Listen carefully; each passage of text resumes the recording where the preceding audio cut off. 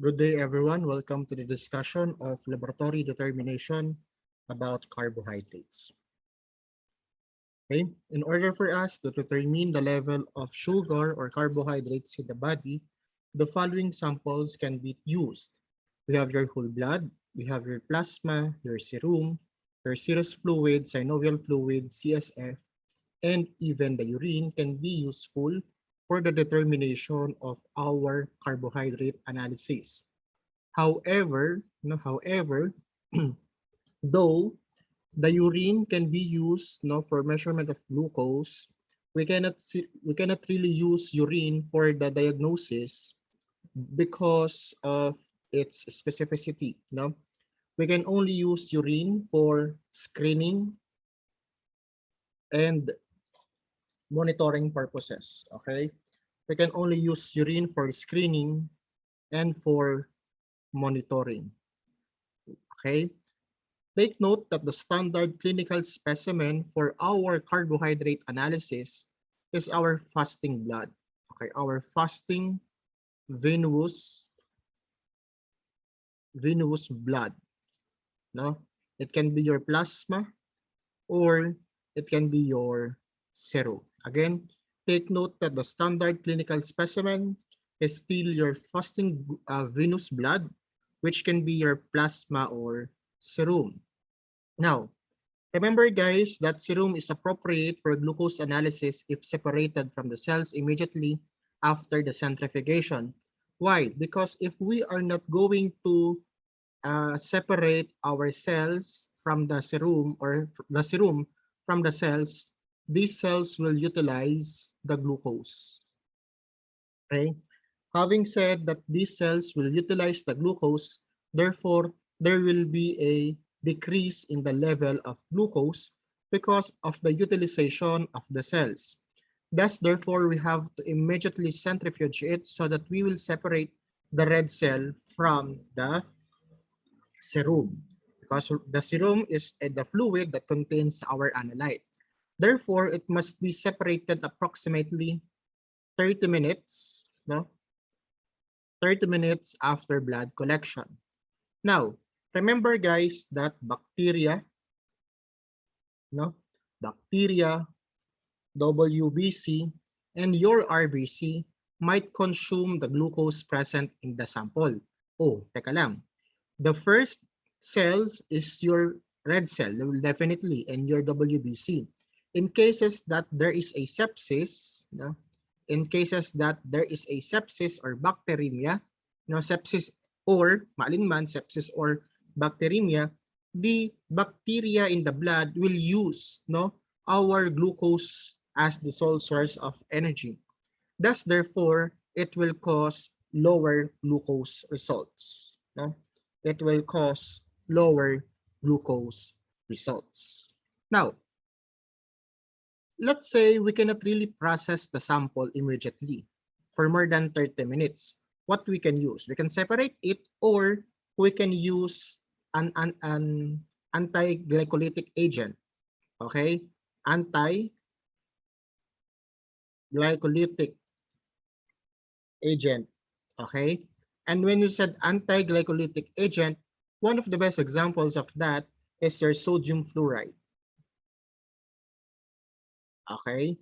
Our sodium fluoride is the anti-glycolytic agent that can be found in our gray top or gray tube.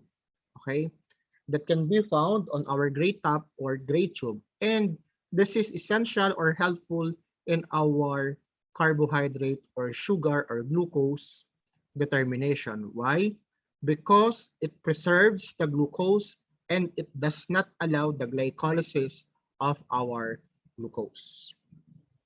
Aside from that, take note that the fluoride binds with magnesium, which inhibits the enzyme enolase necessary for your glycolysis. Okay?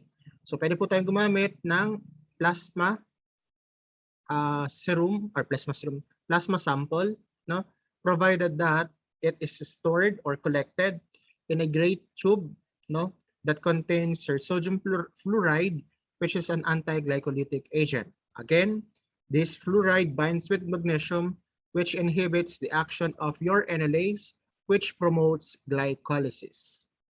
Glycosis. Okay, this is glycolysis. Okay. Next, what are the causes, possible causes of interferences? Okay, causes positive, false positive, false negative BUN result.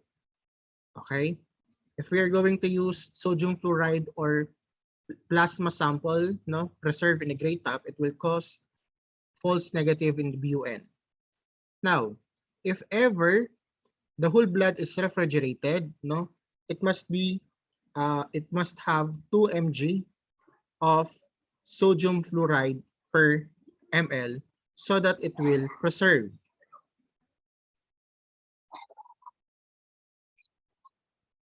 Okay?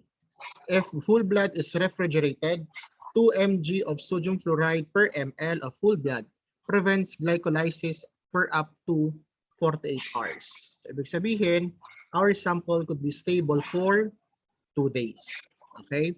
Our sample will be stable for 2 days.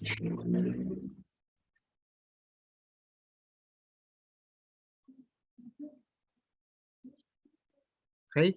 Another thing is that the fasting blood sugar should be obtained after, definitely fasting, no? Obtained after 8 to 10 hours of fasting. Okay? 8 to 10 hours of fasting. Take note ha. 8 to 10 hours of fasting, no? But not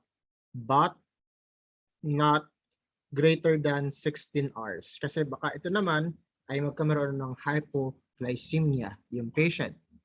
Another thing is that CSF glucose concentration is approximately, like what I've said a while ago, 60 to 70% of that plasma concentration. Thus, therefore, if our glucose level is 100 mg per dl, it is expected that our CSF glucose is between 65 mg per dl. Or simply we can say 60 to 70 mg per dl, or an average of 65 mg per dl.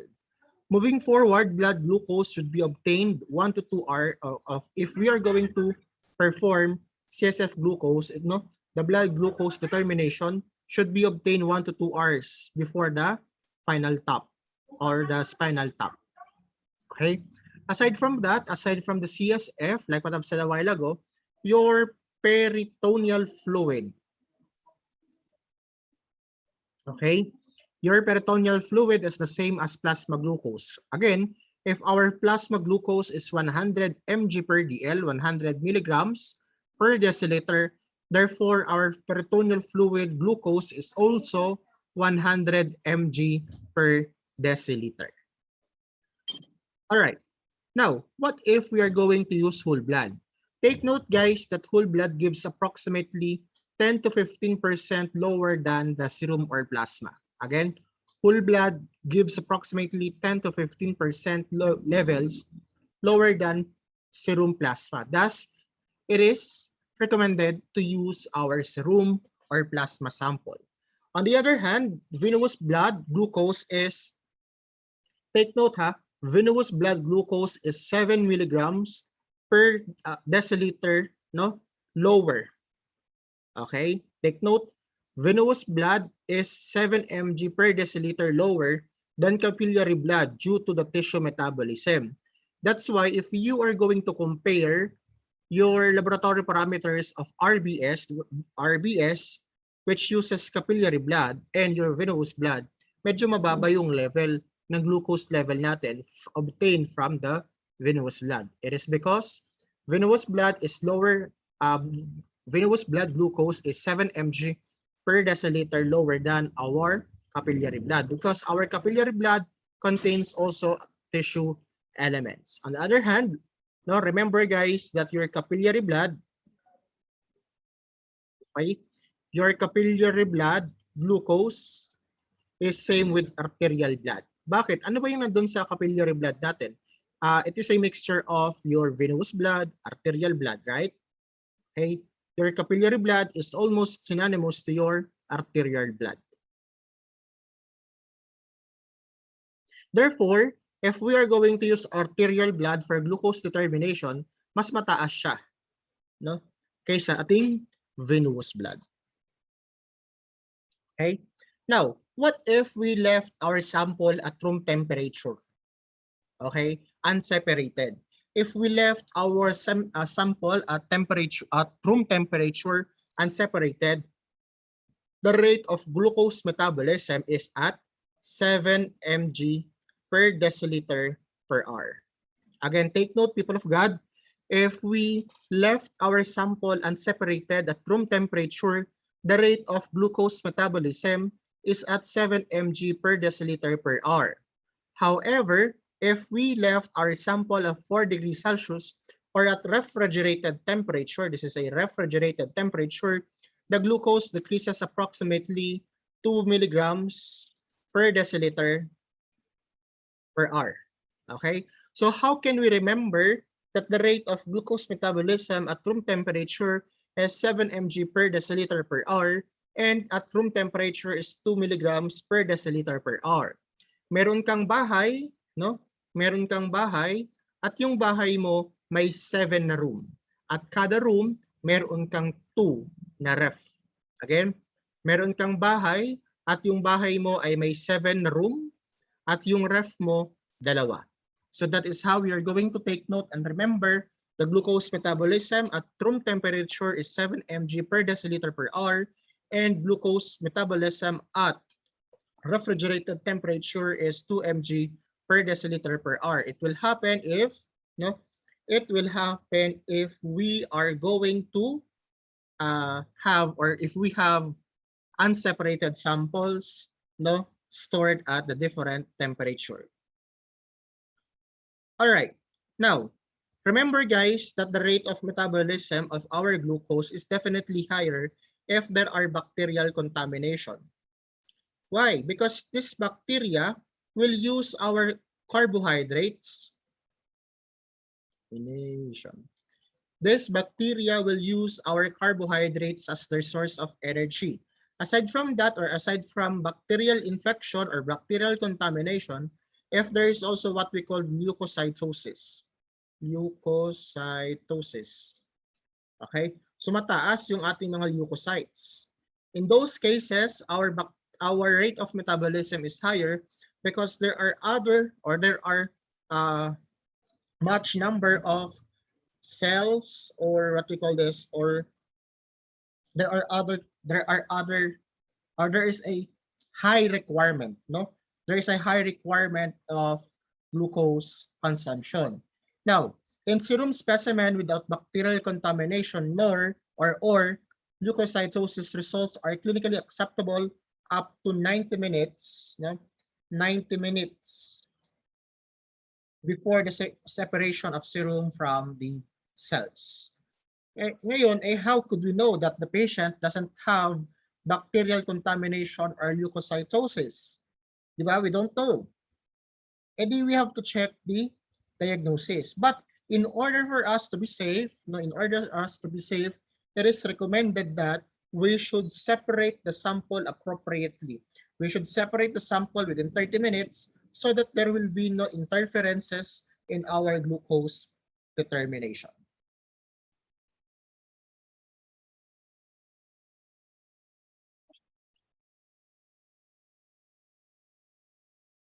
Okay, so what are the glucose methodologies, or what are the methodologies or tests that can be used to quantify the presence of glucose in the clinical samples?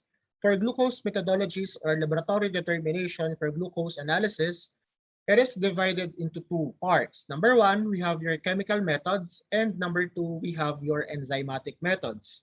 When we said chemical methods, it includes your copper reduction, ferric reduction, and your condensation. When we said enzymatic methods, it includes your glucose oxidase and your hexokinase. Okay? So under copper reduction, we have your Folin-Wu method, we have your Nelson-Somogy, we have your neoprene method, we have your Benedict's test, and we also have your Clini test, which can be useful for our urine glucose determination. Aside from that, we also have your ferric reduction, which is also known as your Hagedorn-Jensen, and your condensation method. To start, let us discuss what is a copper reduction method. When we said copper reduction method, the principle of this one is the glucose and other reducing substances is converted to cuprous oxide or cuprous ion. Okay? Again, the principle of copper reduction test is that the glucose and other reducing substances, other reducing sugars or substances convert cupric ions to cuprous ions. Okay? In the presence of heat and alkaline medium. Okay? So when we said copper reduction test, it is a principle. The principle of this test is the ability of the glucose and other reducing sugars or substances that converts cupric ions to cuprous oxide. Therefore, we cannot say that copper reduction test is specific for glucose. Why? Because based on the principle, it is clearly stated there that other reducing sugars that can also convert your cupric ions to cuprous ions. Okay? So maliwanag po yun. On the other hand, we have your Folin-Wu method. Folin-Wu method is sensitive but not specific. Take note, no? This is sensitive but not specific. Okay? Sensitive for the determination of glucose and other sugar but not specific. Okay? Next, the major disadvantage of this method is that non-glucose producing sugars also reacts with this test. Thus, therefore, we cannot say that this is specific.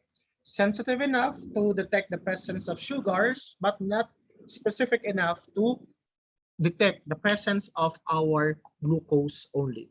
Therefore, we can say that non-glucose can also be detected by our Folin-Wu.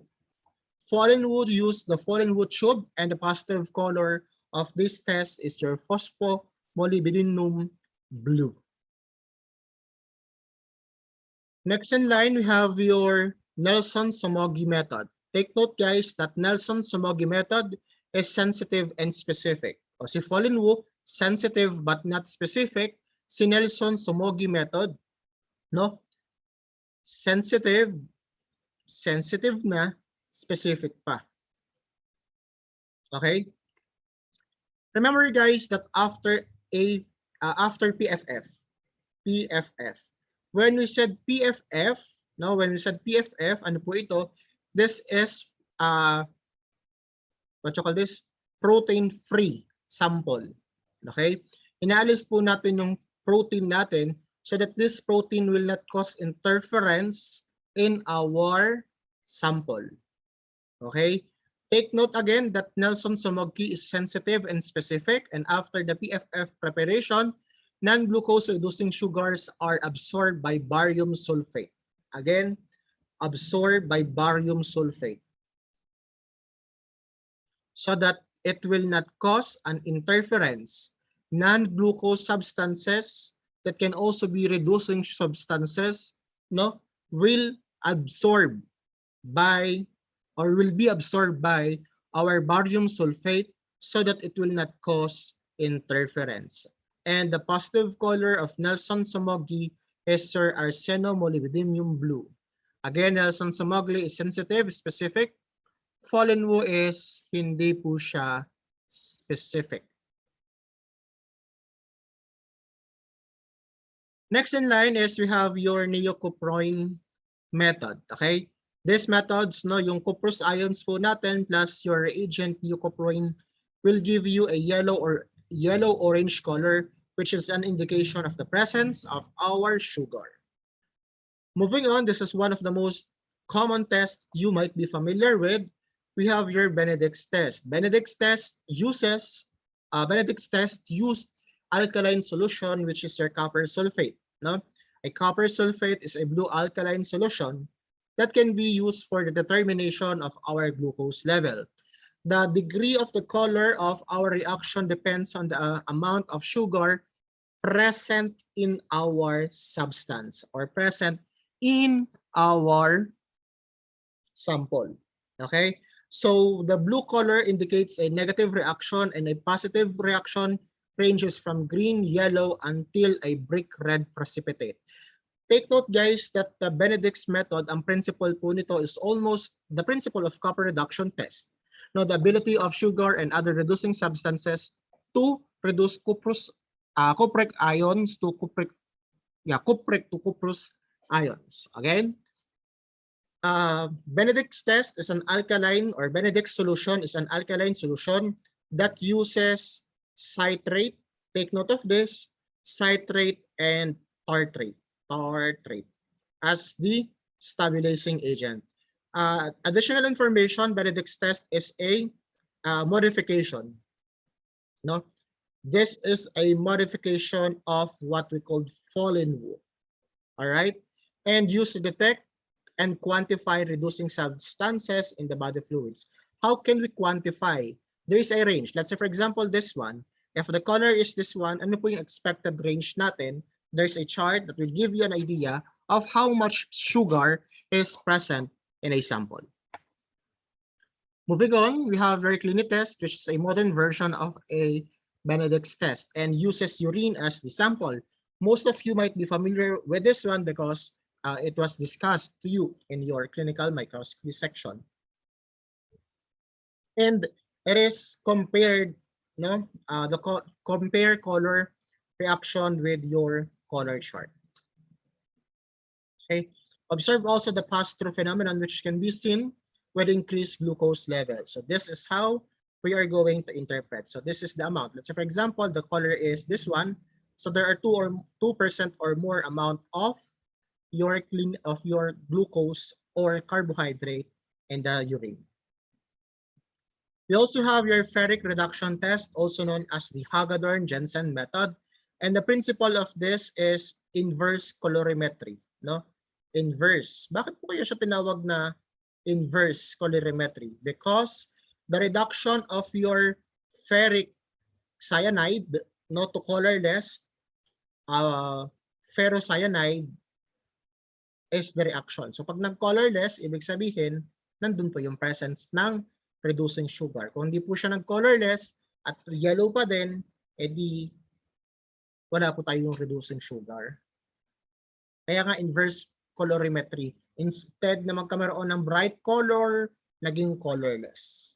That is your ferric reduction method. Kaya po siya ay inverse colorimetry. Again, the reduction of yellow ferric cyanide to colorless ferrocyanide by reducing sugars. Okay? So again, the disappearance of the color is measured at 400 nanometers. Okay? Usually, the ferric reduction method is employed in auto-analyzers. Moving on, we also have the condensation method. Remember, guys, that the principle of condensation method is that the aldehyde group, okay, the aldehyde group of our glucose condenses with aromatic amine in hot acetic solution to form colored derivatives. Okay, tandaan po natin ha, kapag po sinabi natin condensation method, the principle behind this one is that the glucose or the aldehyde group of glucose condenses with aromatic amine in acetic solution to form colored derivatives. Okay, one of the types of your condensation method is your orthotoluidine method. Take note that orthotoluidine method is also known as your Dubovsky method. And orthotoluidine method, take note, is most specific non-enzymatic method for glucose determination. Again, remember, kapag po sinabi natin na orthotoluidine method, it is known to be most specific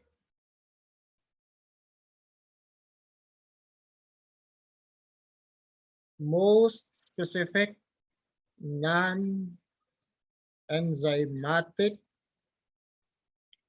glucose,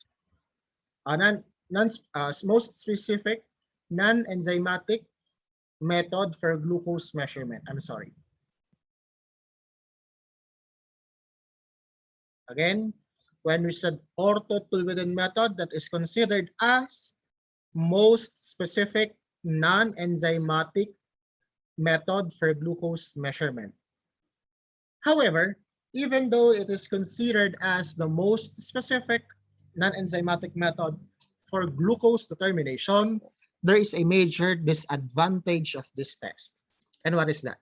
The major advantage is that it is the reagent, the orthotoluidine is carcinogenic and teratogenic. Okay, the color, the positive color in bluish green and measures at wavelength 620 to 630 nanometers. Okay, so for enzymatic methods, we have your glucose dehydrogenase, glucose oxidase, which is the most common enzymatic method, which includes colorimetric and your polarographic. And lastly, we have your hexokinase. Remember guys, enzymatic methods measures glucose and other reducing sugars. Okay, it measures glucose and other reducing sugars. However, based on these three enzymatic methods, your glucose oxidase is specific for glucose because of the enzyme glucose oxidase. And there are three enzymes ha.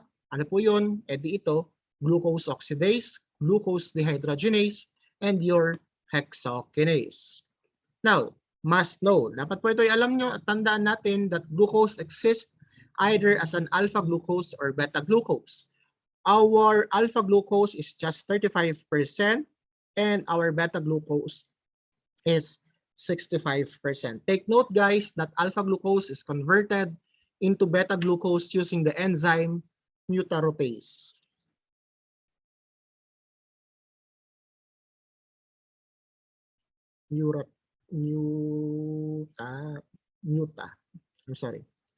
Mutarotase.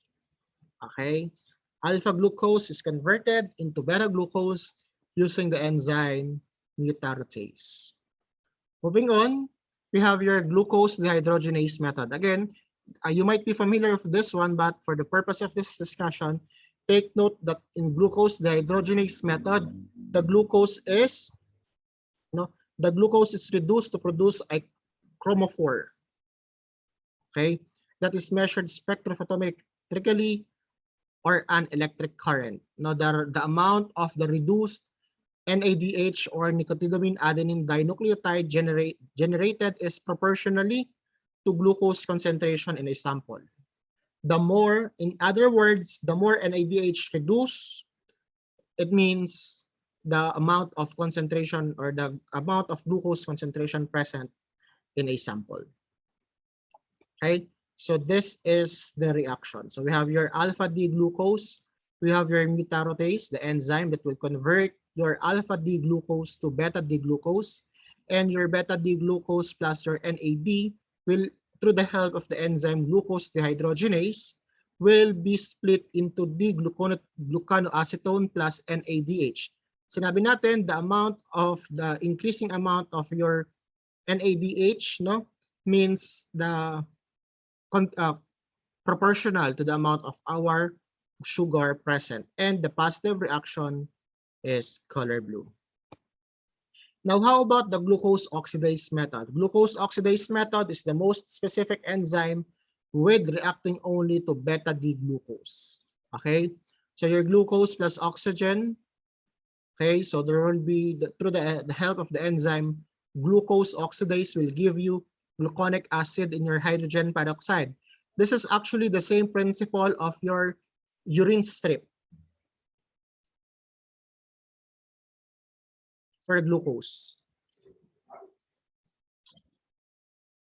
Okay, that is your urine strip, the principle of urine strip also in your glucose. Okay, remember guys, we also have what we call colorimetric glucose oxidase method, which is also known as the safer Green-Steinfeld method, wherein the glucose and oxygen through the help of the enzyme glucose oxidase will produce your gluconic acid and your hydrogen peroxide. This hydrogen peroxide will bind or will react with our chromogenic oxygen receptor to produce your change in reaction, and this change in reaction indicates a change in color. No, there will be a change in color. No, and this reaction, no, the oxidation of the chromogen will be possible through the help of the enzyme peroxidase. Again, colorimetric glucose oxidase method is also known as the safest Gernstein field method, wherein the glucose and oxygen, through the help of the catalysis of the enzyme glucose oxidase, will give you gluconic acid in your hydrogen peroxide. This hydrogen peroxide will react with your chromogenic oxygen receptors through the help of the enzyme peroxidase. Once the gluconic acid and the chromogenic oxygen and your hydrogen peroxide reacts, no, it will give you a oxidized form of chromogen, plus the breakdown of your hydrogen peroxide into water will give us a color change that indicates the presence of our glucose. Next in line, no, remember guys that this reaction involves glucose oxidase method known as the Trinder's reaction. Okay? Kapag po sinabi natin colorimetric glucose oxidase method, it use glucose oxidase reaction or glucose oxidase enzyme, and also known as the Trinder's reaction. The presence of bleach and detergent can cause falsely increased results. Another thing is that I want you to take note that high concentrations of, uric acid, ascorbic acid, bilirubin, glutathione, creatinine, formalin, hemoglobin, tetracycline, L-cysteine, L-dopamine or dopamine, methyl dopa, and citric acid can cause falsely decreased results. Yung pong bleach and detergent falsely increased results in our colorimetric glucose oxidase method. Yung pong ating bleach at detergents falsely increased results. Kapag po sinabi natin na uric acid, ascorbic acid, bilirubin, glutathione, creatinine, formalin, hemoglobin, tetracycline, L-cysteine, L-dopa, dopamine, methyl dopa, and citric acid will cause falsely decrease. Okay? Will cause falsely decrease. On the other hand, we have here your polarographic glucose oxidase method. Okay? And the reaction is just almost the same. Okay? So we have here your oxygen plus your glucose. No, magkakaroon ng reaction through the help of the enzyme glucose oxidase, which will give you your gluconic acid and your hydrogen peroxide. The hydrogen peroxide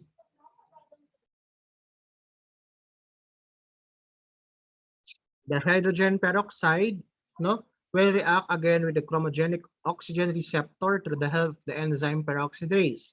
This time, instead of oxidized, no, this time we have your oxidized chromogen plus your water and your oxygen that will give you Clark electrode. Yung pong kanina, balikan po natin, no, oxidized chromogen, nagkameron lang po tayo dito ng water at change in color.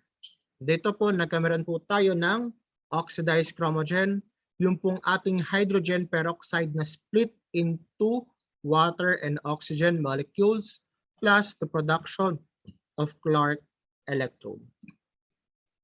Okay? Remember guys that this method employs oxygen depletion is measured and is proportional to the amount of glucose.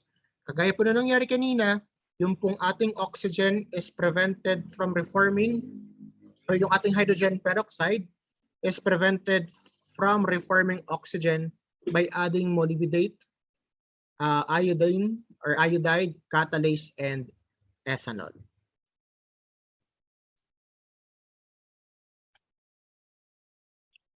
Moving on, we have here your must know again.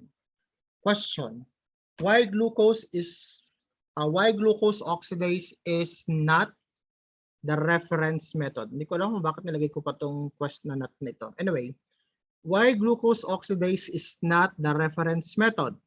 It is because glucose oxidase is very specific.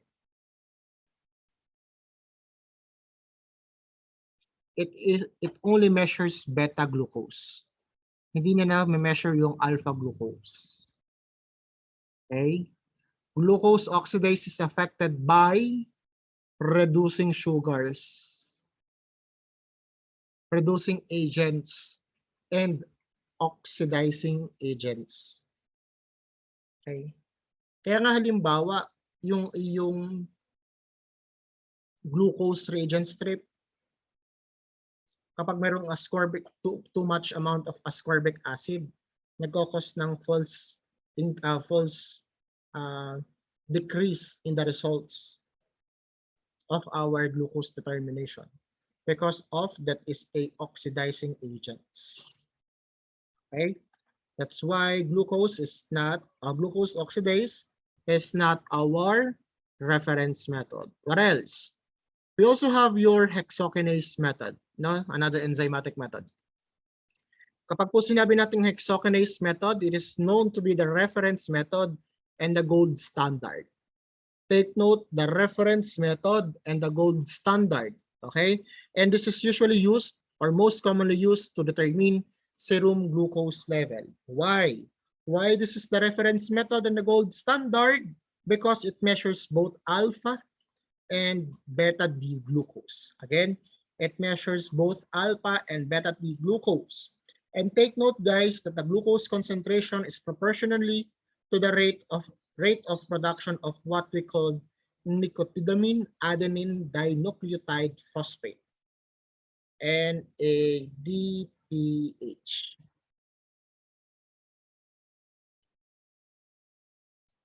Okay, we have your nicotidamide adenine dinucleotide phosphate. Hexokinase, reference method, gold standard because it measures both alpha and beta D glucose. Okay, so this is the reaction. You have your glucose plus your ATP, no? Through the help of the enzyme hexokinase will bind with your magnesium. Ito po yung kumbaga ay activator natin ng ating hexokinase. Will give you glucose 6-phosphate plus your ADP. What will happen is that your glucose 6-phosphate plus your ADP, no, through the help of the enzyme G6PD, which is your glucose 6-phosphate dehydrogenase, now will give you your 6-phosphogluconate and your NADPH and the release of oxygen.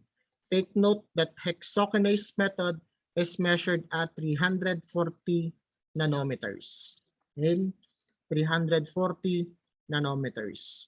Next, what are the disadvantages of this? What are the advantages rather of this method? Remember, guys, that hexokinase is the more accurate than glucose oxidase method. However, no, not however, because it is not affected by ascorbic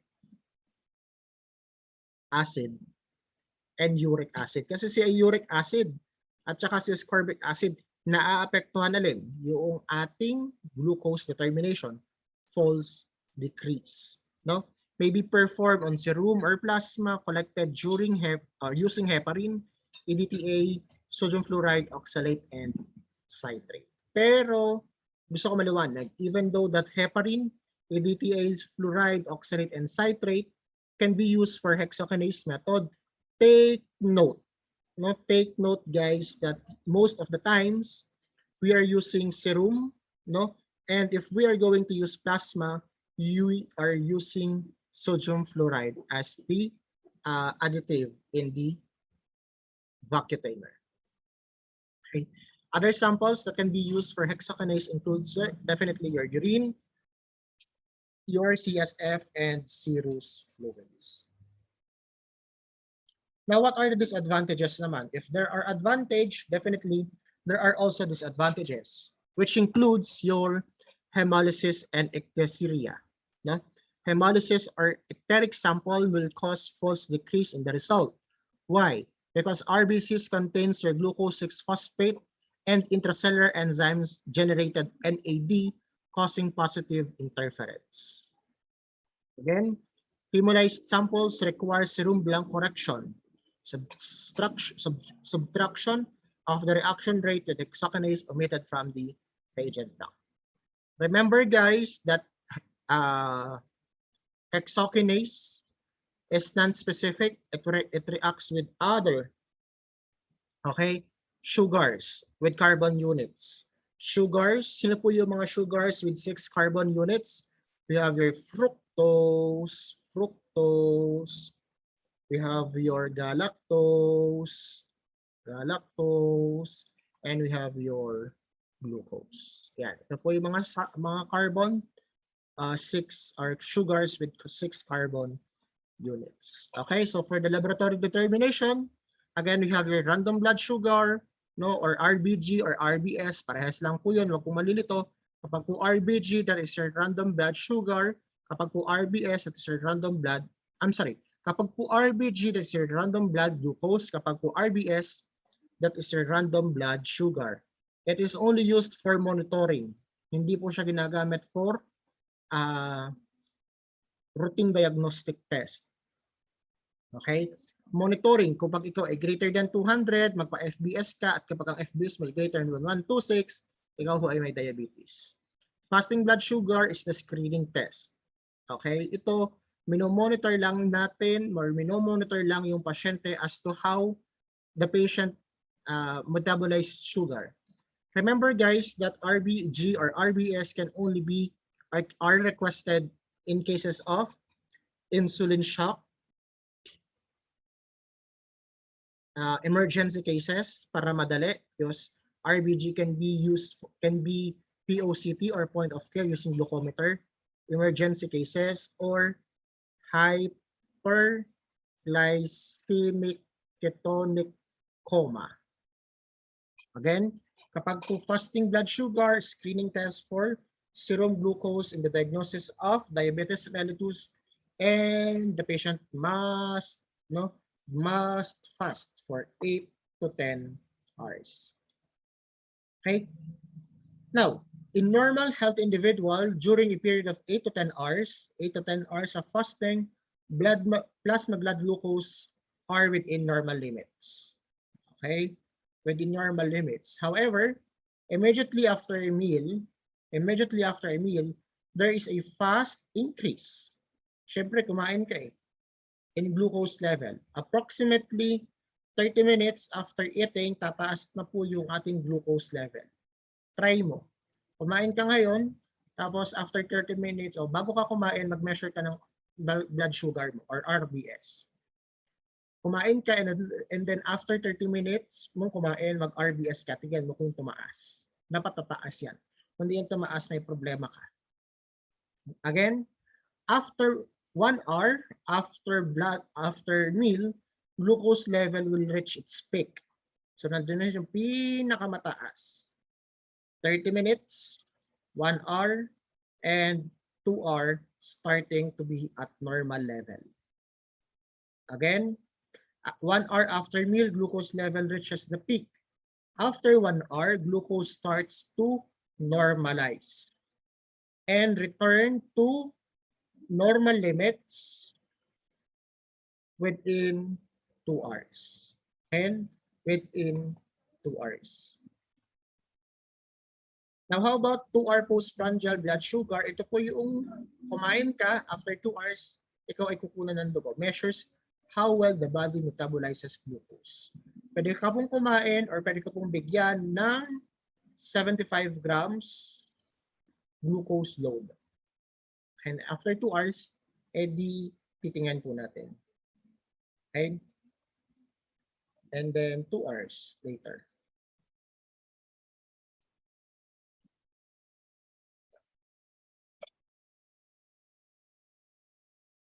Okay. In order for you to be assessed as a with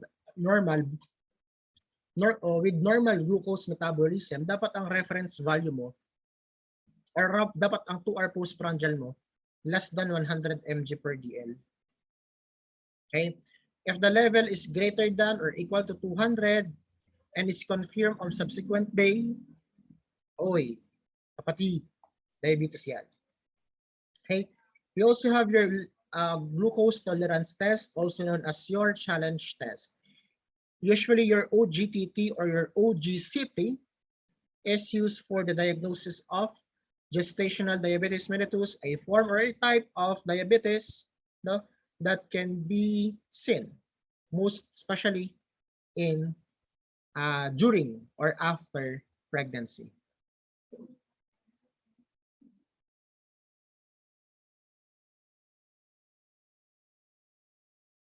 Okay? So alamin natin to, nasabi ko ito sa lecture. Screenshot ko na lang. Yeah. Okay? So we have your types of OGTT or glucose tolerance test. Number 1 is we have your Jani-Isaacson method, which is also known as the single dose method, which is the most common, wherein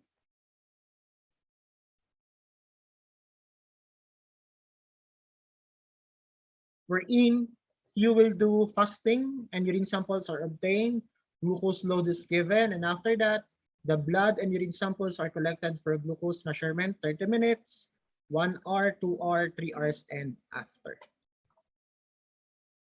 We also have your Exton-Rose method, which is also known as the double dose method. Uses 100 grams of glucose load and 600 ml of water. Ang procedure, fasting blood, urine samples are obtained. First half of the total dose is taken. 30 minutes after the first load, samples are again taken. Second half of the dose is given. Samples are given 30 minutes, 1 hour, 2 hours, and 3 hours after. Okay, so these are our expected values for oral glucose test. Makikitandaan po. Okay. What are the requirements for OGTT? A patient should be ambulatory. Ano hong ibig sabihin ng ambulatory? Mobile, nagalaw ka dapat kahit pa paano. Hindi pwedeng nakahiga ka lang. Bakit? Because carbohydrate depletion and inactivity or bed rest impairs glucose tolerance. At paano natin malalaman kung talagang nag-metabolize ka or hindi? Kung nakaupo ka lang dyan or nakahiga ka lang. So dapat gumagalaw-galaw ka kahit pa paano. Ambulatory, mobile. The test should be performed after ilang hours of fasting nga ulit, mga kapatid? Correct. 8 to 14 hours. No? 8 to 14 hours fasting, but not longer than 16 hours.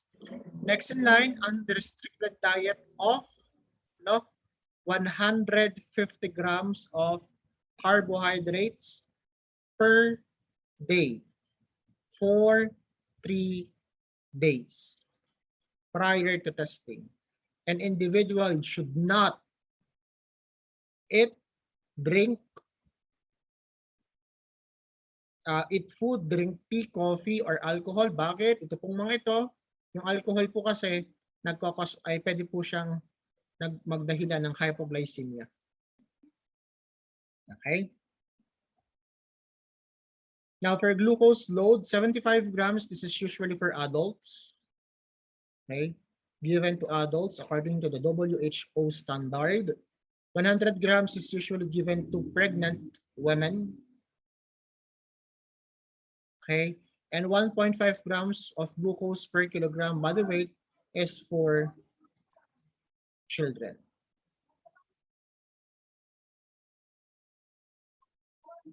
Next, we have your intravenous glucose tolerance test. From the word itself, intravenous, it is used for diabetics with gestational or gastrointestinal disorders. Okay? 0.5 grams of glucose per kilogram per day. Per kilogram body weight is given within 3 minutes and it administered intravenously.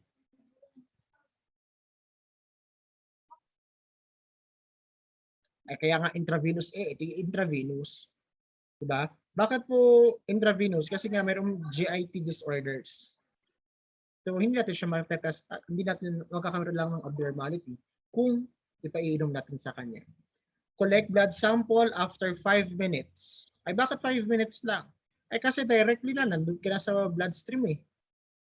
Kaya mabilis. After 5 minutes, collect po tayo ng blood sugar. Okay? Pakikitandaan po nito, ito po yung indication for the use of IVGT, unable to tolerate large carbohydrate in diet, presence of altered gastric physiology, previous operation or surgery of gastrointestinal tract, presence of chronic malabsorption syndrome.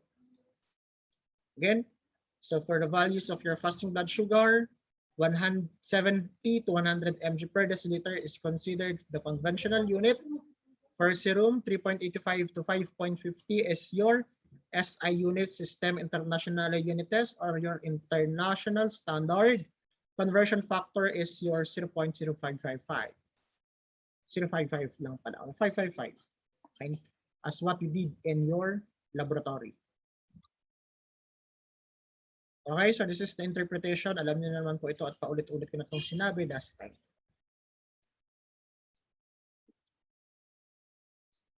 The same thing with this one. Okay. Next in line is we have your glycosylated hemoglobin or your HbA1c. Again, remember guys that this is a hemoglobin A that is inversely glycosylated at one or both N-terminal sides of the beta chain. And your HbA1c is used for the long-term management of our glucose, long-term management of our glucose monitoring. Okay. Preferred for the assessment of glycemic control, kaya nga long-term, and a more reliable on monitoring. Paulit-ulit po ako dito, long-term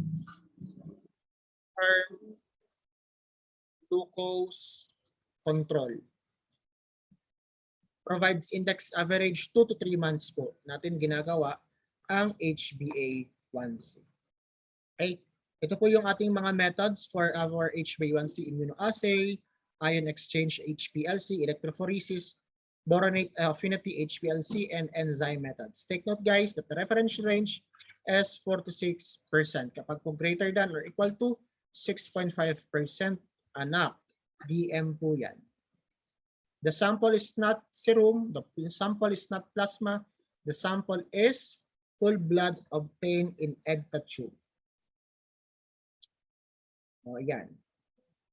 Greater than 6.5, HbA1c measure should be done twice a year, no? Every 6 months, kung twice a year, or pwede rin pong quarterly, okay? Or pwede rin pong quarterly, no? For non-compliant patients. Take note guys that every 1% change in HbA1c value, 3.35 mg per deciliter is added to the plasma glucose level. Take note, for every 1% change in the HbA1c, it is accounted to 35 mg per deciliter.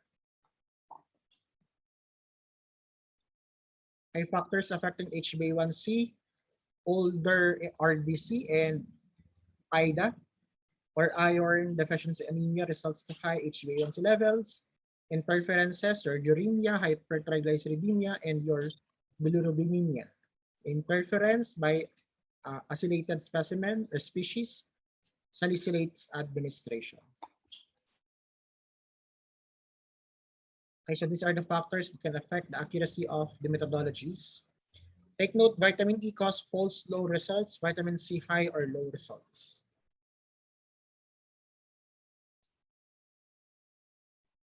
Okay, so ito po yan. Next, we have your fructosamine, which is your glycated albumin or glycosylated albumin. Yung isa, glycosylated hemoglobin long term. Ito po ay glycosylated albumin short term. Okay? Used for monitoring glucose level shorter time with at least interval of 3 to 6 weeks. Protein 3 to 6 months. Sounds familiar. Average half-life of the protein is 2 to 3 days. I'm sorry, 2 to 3 weeks. A advantage, serum samples are automated equipment and automated equipment may be used, simple and low cost. Ayan, ito po yan. Methods, strong acids, barbituric acid, and nitroglytetrazolium, ditest, and HPLC. Point of care testing, pag po sinabi natin point of care testing, bedside testing, at ito po yung ginagawa sa bahay. The principle of your point of care testing is your glucose oxidase or your glucose dehydrogenase. Okay? And the principle of the test is amperometric. Whole blood sample, capillary blood sample, and it uses your glucometer. Okay? Take note, guys, that high hematocrit equals lower glucose. Glucose concentration is lower than plasma concentration, not used for diagnosis of diabetes or hypoglycemic disorder. For confirmation, laboratory measures of plasma glucose is required because of high accuracy. And that is the end of our discussion about laboratory diagnosis or laboratory determination for carbohydrates. Thank you and God bless you all.